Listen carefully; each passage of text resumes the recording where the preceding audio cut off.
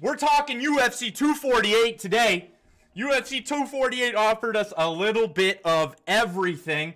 A lackluster main event did not hold the card back. It drew some debate from who's to blame, who won, all sorts of ranges. Then you had a Hall of Fame fight between Joanna Jędrzejczyk, Weili Zhang Weili, in what was an amazing fight. Kept everyone on the edge of their seat in what was an amazing contest between two fighters. And then on the prelims, we got prospects with long resumes of world championships in all facets of MMA. So this card had all the makings of being a great card and delivered on every single front that you could have asked for, besides basically the main event. But with all that being said, today's video, there's a ton of takeaways from UFC 248, and we're going to look at some of those takeaways for you guys up next. Make sure you hit that sub button and like the video, but let's get straight into UFC 248 takeaways.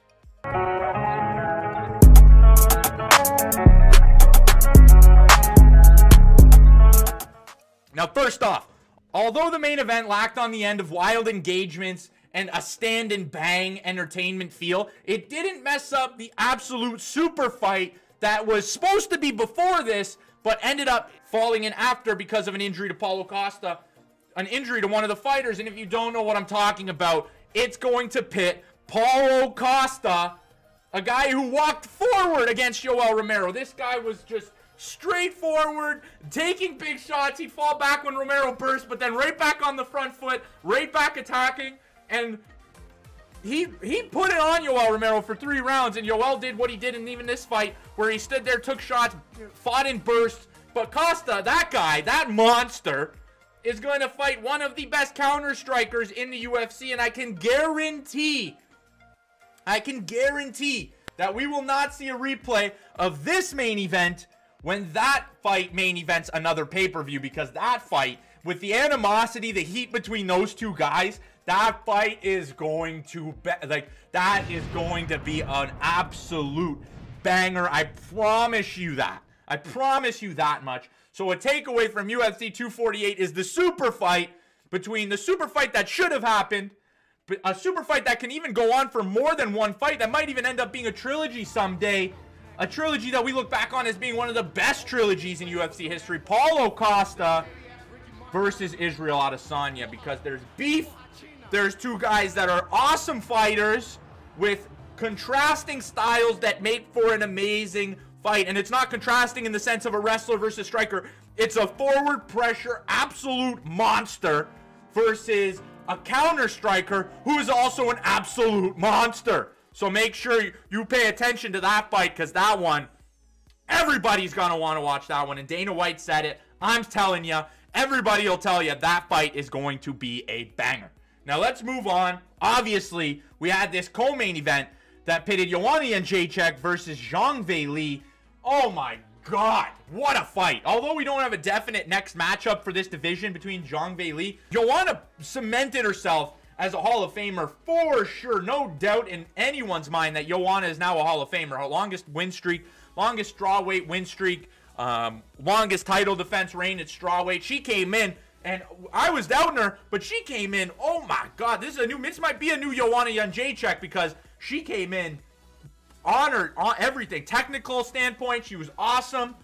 Power, output, she put it all on display, her full set of skills. And then Zhang Weili, who pulls out the decision, and even Joanna had fans saying that she might have won the fight.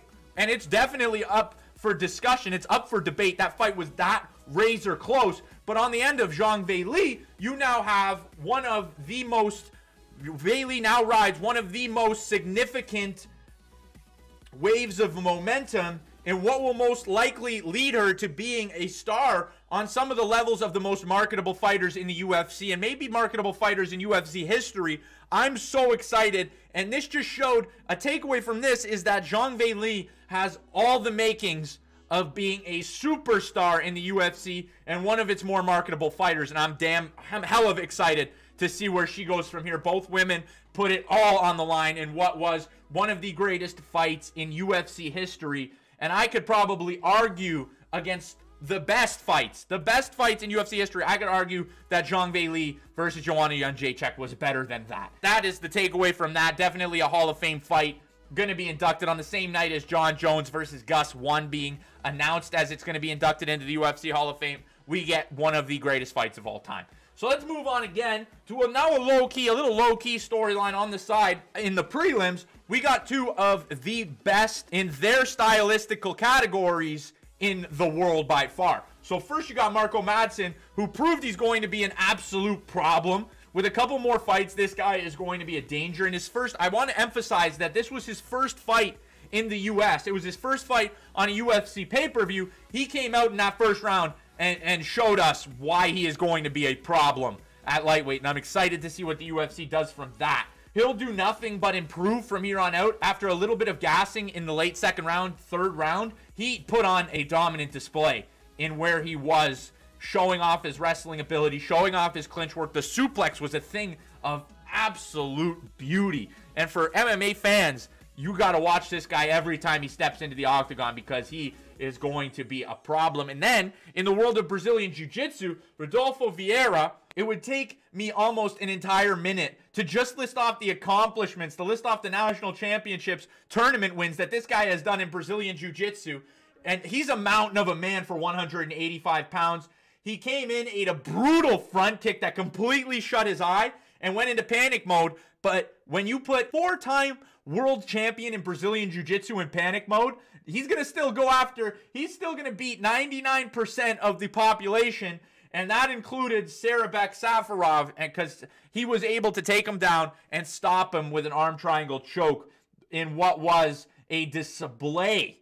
A performance that is going to just catapult him in. He's probably going to get a top 15 opponent immediately. And that's hard to do in the UFC. And you see guys going on 5-fight win streaks and they don't get that. But Vieira is, again, like Mark, a problem. So that's takeaway number 3. Marco Madsen and Rodolfo Vieira are problems in their respective weight divisions. So be ready to watch those guys scrap it out.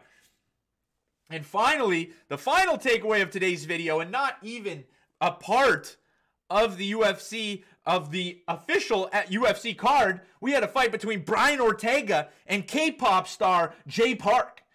Now, I feel like a news media outlet announcing this, but the takeaway from this is we are going to get an inspired, an aggressive, an angry, it's hard to see, I've never seen it yet, but an angry Korean zombie is demanding, not even demanding, but accepting and wanting a fight with Brian Ortega. If you want more information on that, you can look in the description below. I might even make a video in itself about this situation, but that is a serious takeaway. That is a fight that is going to have an amazing press conference, amazing way. When you add that little bit of animosity, it just makes fighting, it makes the fight so much more intriguing from a fan standpoint, and we're most likely going to see that fight in 2020. And if you're not excited for it, fucking get excited for it, because these are two world-class featherweights that are about to scrap it out with real animosity.